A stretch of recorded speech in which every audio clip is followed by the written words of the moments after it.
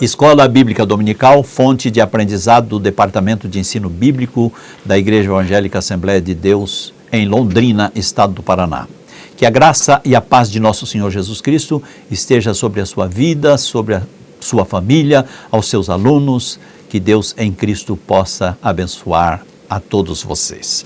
Hoje nós estaremos estudando a lição de número 11, do dia 11 de junho de 2021, Dia Nacional do Pastor. Então já queremos aproveitar esse instante para desejar a você, pastor, os nossos parabéns pelo seu dia.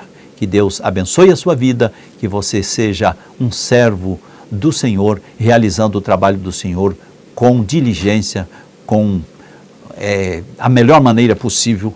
Que Deus te abençoe grandemente.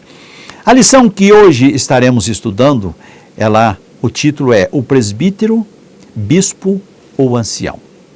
O texto áureo nos diz: por esta causa te deixei em Creta, para que pusesses em boa ordem as coisas que ainda restam, e de cidade em cidade estabelecesses presbíteros. Tito, capítulo 1, versículo 5. A verdade prática diz: o presbitério deve ser constituído por pessoas idôneas para auxiliar na administração da igreja local. A leitura bíblica em classe está em Tito, capítulo 1, versículos 5 ao 7, primeira carta de Pedro, capítulo 5, versículo 1 ao 4. Nós vamos dispensar a leitura desses dois textos para ganharmos tempos. O objetivo geral dessa lição é apresentar a importância da função do presbítero. E ela também tem três objetivos específicos. O primeiro deles, definir o termo e a função do presbítero. Número 2, destacar a importância do presbítero. Número 3, pontuar os deveres do presbítero. Então, estaremos estudando. A nossa introdução nos lembra que o nosso soberano Deus e Pai, por inspiração do Espírito Santo, orientou os apóstolos para que, na constituição formal da igreja primitiva, separassem presbíteros que auxiliassem na gestão dos ensinos doutrinários estabelecidos por eles, para o bom funcionamento da igreja e do ministério, bem como uma facilidade relacional entre a igreja e o clero. Sabemos que a igreja local é o corpo invisível de Cristo num tempo e num espaço. Por isto se faz necessário haver uma liderança que a norteie, a oriente e a administre com sabedoria. A igreja local jamais pode ser administrada por um único líder. Por isto, aprove ao Senhor levantar obreiros para dela cuidar. É indiscutível a importância do pastor titular. Todavia, esse deve sempre contar com um grupo de obreiros auxiliares, obreiros seletos, idôneos, aptos ao aconselhamento, ao ensino e à administração desta igreja local. Esta é a função do presbítero, auxiliar o pastor em quaisquer circunstâncias.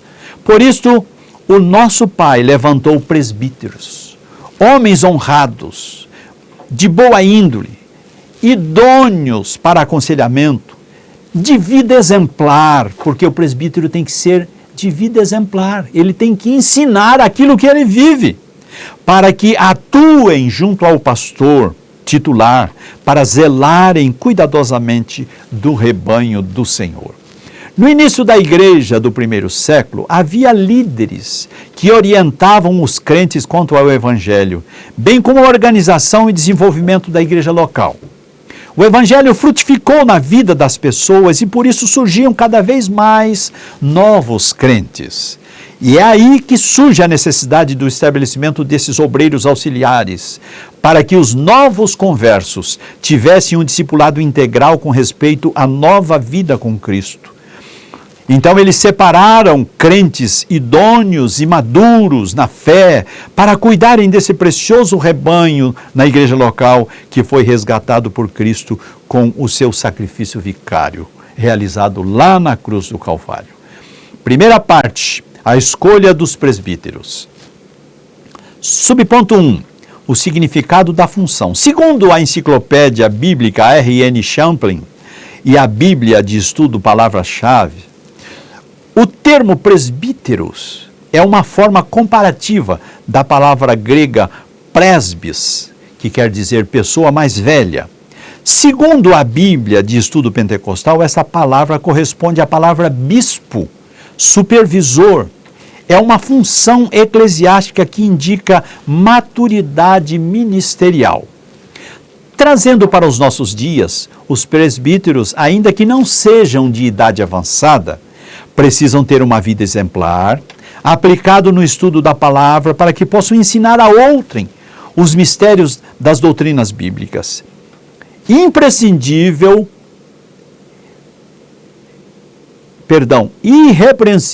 eu ia dizer imprescindível para o seu ministério. Então, estas qualidades são imprescindíveis para o seu ministério. Esse homem que foi escolhido para esse ministério, ele tem que ser irrepreensível, marido de uma só mulher, que cuide bem da sua casa, que goze o respeito da esposa e dos filhos, que tenham filhos fiéis e que não possam ser acusados de dissolução.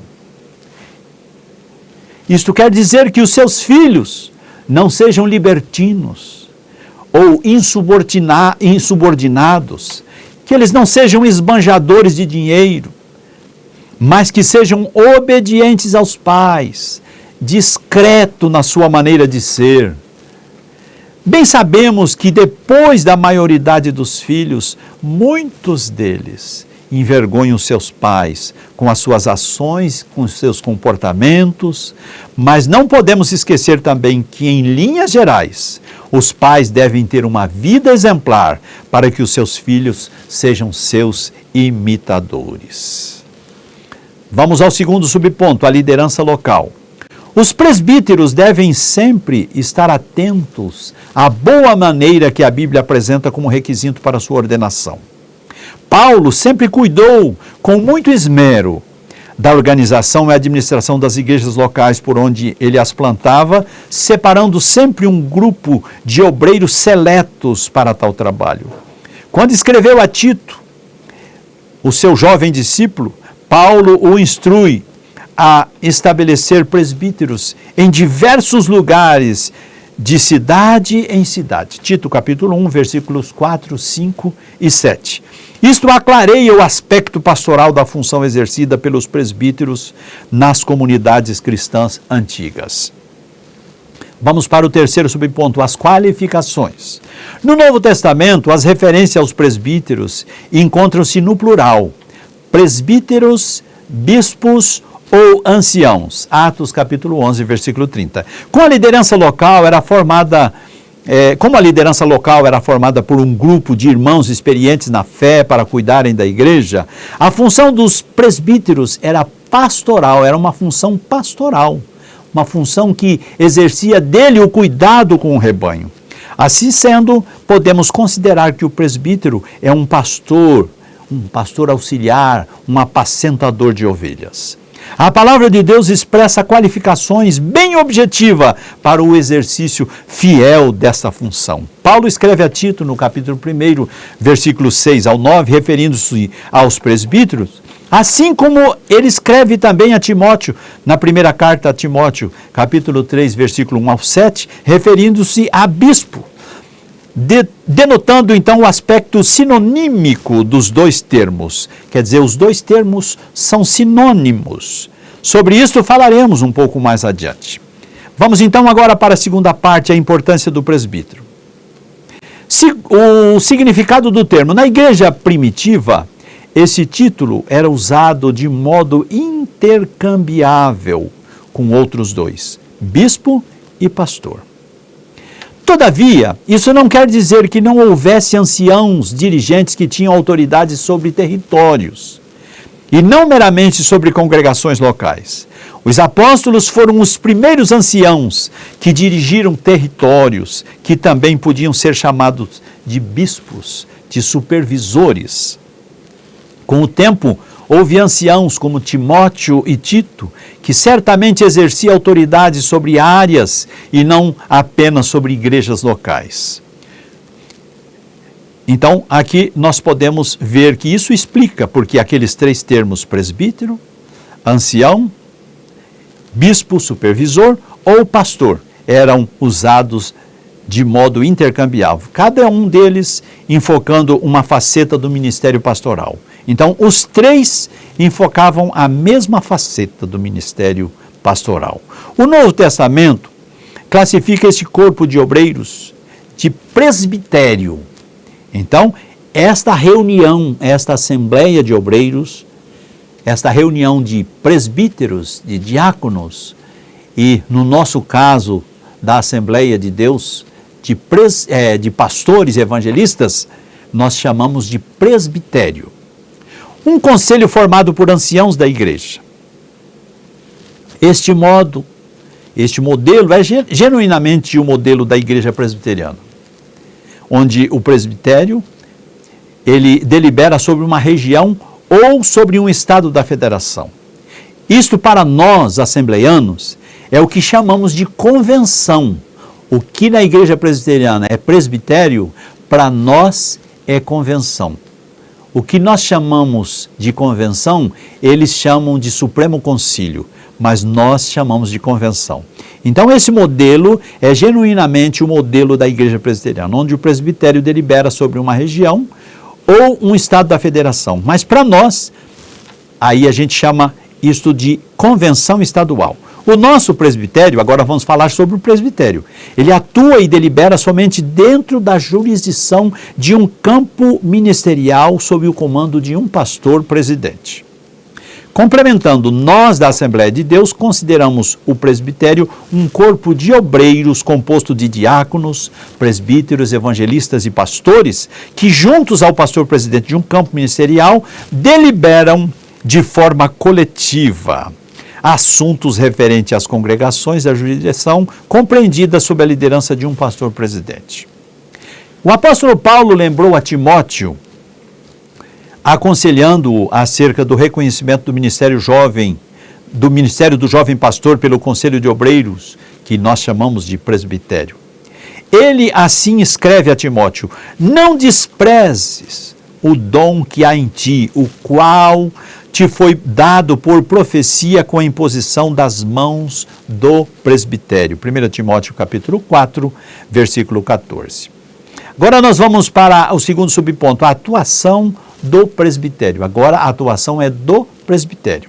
No início da igreja do primeiro século, face ao seu crescimento exponencial, começaram a surgir na Antioquia sérias questões étnicas, eclesiásticas, principalmente no tocante à circuncisão, que, se não fossem resolvidas imediatamente, poderiam comprometer drasticamente o crescimento da igreja. Então, no Concílio de Jerusalém, os apóstolos e os anciãos, que são os presbíteros, foram chamados para debater e legislar sobre o assunto. Atos capítulo 15, versículos 2, 6 e do 9 ao 11. Em seguida, os presbíteros foram enviados a Antioquia para orientar os irmãos sobre a resolução dos problemas que perturbavam os novos convertidos. E quando iam passando pelas cidades, eles lhes entregavam para serem observados os decretos que haviam sido estabelecidos pelos apóstolos e anciãos em Jerusalém. Atos 16 e 4. Não diferente disso, a igreja da atualidade precisa se conscientizar de que quando há algum problema que pode atrapalhar o crescimento da igreja, o pastor deve se reunir com o seu presbitério, solucionar o problema para que a obra do Senhor não sofra nenhum prejuízo. Então, para isso que o presbitério é composto de obreiros da localidade, da própria região, sob o comando, a liderança, a presidência de um pastor, para que isto seja resolvido imediatamente. Que isto não demande a locomoção de obreiros de uma distância muito grande para resolver um assunto. Então, isso deve ser resolvido na igreja local através do presbitério. É aí que entra o presbitério. Terceiro subponto, a valorização do presbitério. Sabemos que o presbitério deve ser valorizado, pois desde os primórdios da igreja cristã, sua existência tem fundamento na palavra de Deus. O rebanho do Senhor será ainda mais bem atendido se o presbitério das nossas igrejas for preparado para uma atuação mais efetiva no governo da igreja e no ministério do ensino, conforme as orientações do apóstolo São Paulo. Vejamos então as suas instruções. Os presbíteros que governem bem sejam estimados por dignos de duplicada honra, principalmente os que trabalham na palavra e na doutrina. 1 Timóteo capítulo 5, versículo 17. Podemos perceber pelos escritos neotestamentários que, embora haja um pastor titular, o governo de uma igreja não era exercido por um único líder, mas pelo conselho de obreiros. Atos 20, 17 a 37, Efésios 4 e 11 e a primeira carta de Pedro, capítulo 5, versículo 1. Podemos dizer, sem sombra de dúvidas, que o presbítero, anteriormente chamado de ancião, é o auxiliar imediato do pastor. Embora em algumas regiões, em campos de evangelizações, face à dificuldade da presença de um pastor por perto, esse presbítero, ele é investido de autoridade, de funções pastorais, podendo ungir, ele vai fazer todo o trabalho pastoral. Ele pode ungir, apresentar criança, realizar batismo, realizar casamentos, ele pode ministrar a ceia do Senhor, ele pode realizar cerimônias fúnebres, etc. Todo o trabalho que compete a um pastor, este presbítero que está numa região distante, principalmente nas ribeirinhas, ele pode fazer esse trabalho, ele é então revestido desta autoridade pastoral. Enfim, todas as atribuições conferidas a um pastor, ele pode exercer. O presbitério é de vital importância no desenvolvimento das igrejas locais e ao bom ordenamento do corpo de Cristo. Vamos agora à terceira parte, os deveres do presbítero. Aqui agora volta o presbítero. Os deveres dele, primeiro, apacentar a igreja. Então, a primeira atribuição que o presbítero deve ter em mente é o caráter ilibado, viver uma vida exemplar, ter idoneidade moral e espiritual. Isso é muito importante, para que possa ser exemplo para a igreja local e por onde ele passar. Deve também se preparar para alimentar o rebanho com a exposição da boa e santa palavra de Deus. 1 Pedro capítulo 5, versículo 2, parte A. Este ato de apacentar o rebanho deve ser feito com zelo, com cuidado pastoral, não pela força ou violência como se os obreiros tivessem domínio sobre o corpo de Cristo. Não, nós não somos capatazes. Nós somos obreiros, nós somos servos da noiva do Cordeiro, nós somos servos da igreja. Temos que exercer a liderança, sim, mas tratá-los com absoluto cuidado, com amor, com esmero. Esse ato deve ocorrer voluntariamente, sem interesse financeiro, servindo de exemplo ao rebanho em tudo. 1 Pedro capítulo 5, versículos 2 e 3. Este presbítero, ele faz parte de um presbitério, que é formado pelos obreiros locais, deve ter o objetivo de atuar na formação espiritual, social, moral e familiar do povo de Deus. Então, se ele não tiver uma vida exemplar, como que ele vai aconselhar uma família se a sua família é um desespero, é um desarranjo, se ele vive mal com a esposa, com os filhos? Então, para isso que o presbítero, ele tem que ter o testemunho, o aval da sua própria família, que governe bem a sua casa. Este ato de apacentar o rebanho deve ser feito, então, com cuidado, com zelo pastoral, com exemplo. É isso que deve acontecer. Agora vamos ao segundo subponto: liderar a igreja local. A liderança da igreja local tem duas esferas principais de atuação: o governo e o ensino. O presbítero, quando ordenado e designado para estas tarefas, se tem desejo de ser um obreiro que preste um trabalho de excelência para o reino de Deus, ele tem o dever de se preparar para exercê-las na igreja do Senhor. 1 Timóteo capítulo 3, versículo 5. Então, você, meu irmão, que é um candidato ao presbitério, e não é pecado desejar isto. A Bíblia assim o diz, que aquele que deseja o episcopado, excelente obra deseja. Não é pecado desejar ser um presbítero, mas se você tem desejo, já procura se aperfeiçoar. Se você está sendo indicado, fazendo curso, procura, além dos cursos que lhe é exigido na igreja local, procura fazer um curso teológico, procura buscar mais experiência, mais conhecimento, se preparar para exercer a função.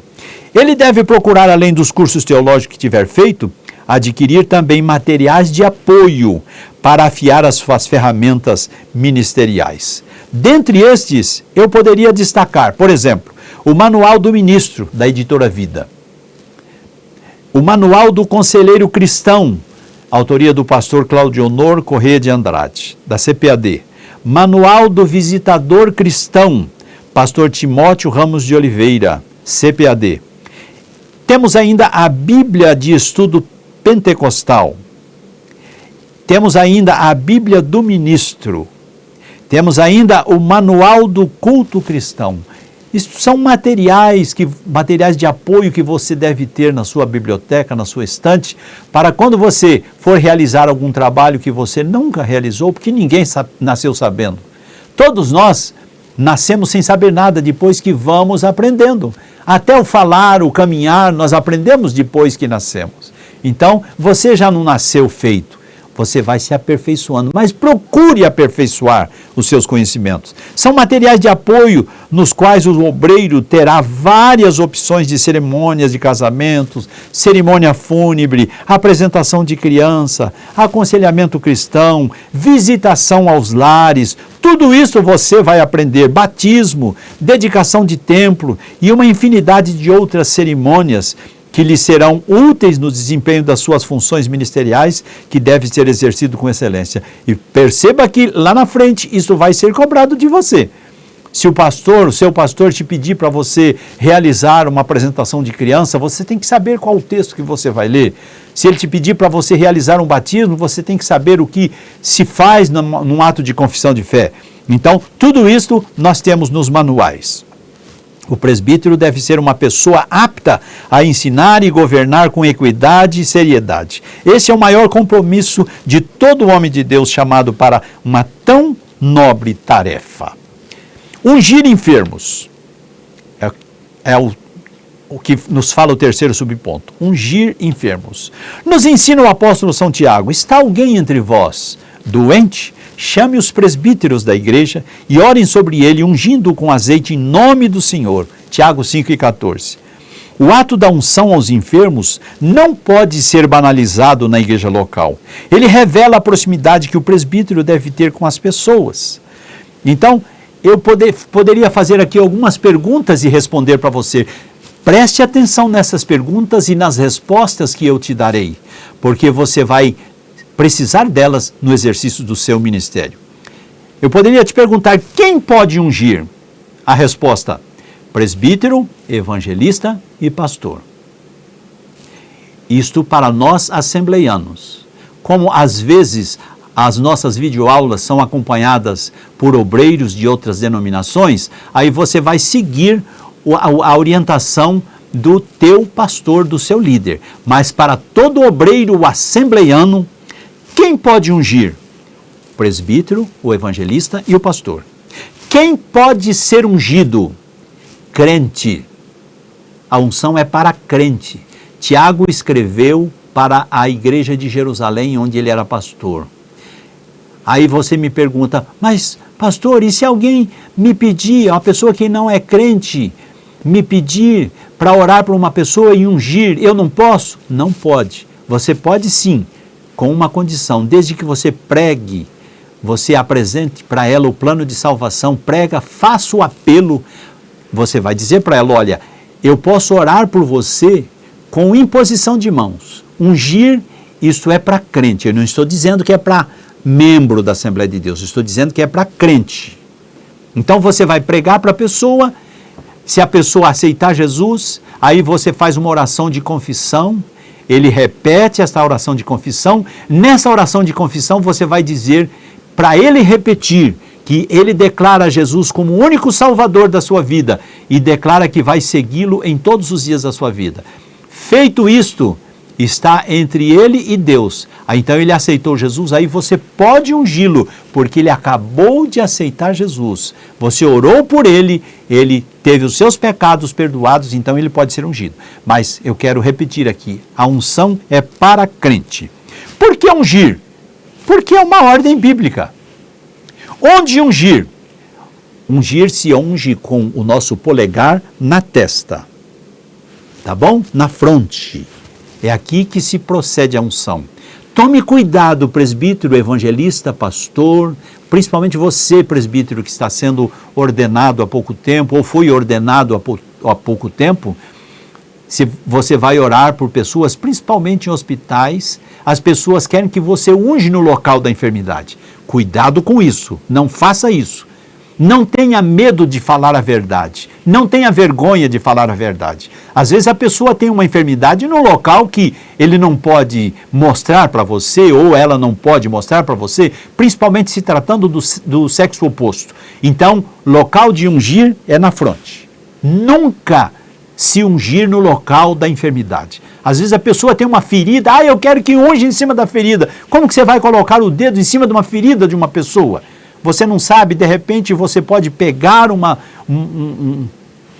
bactéria daquela ferida, ou a sua mão pode estar contaminada e você contaminar a ferida daquela pessoa. Então, por ética, não faça isto. O que é ungir? Somente pessoas.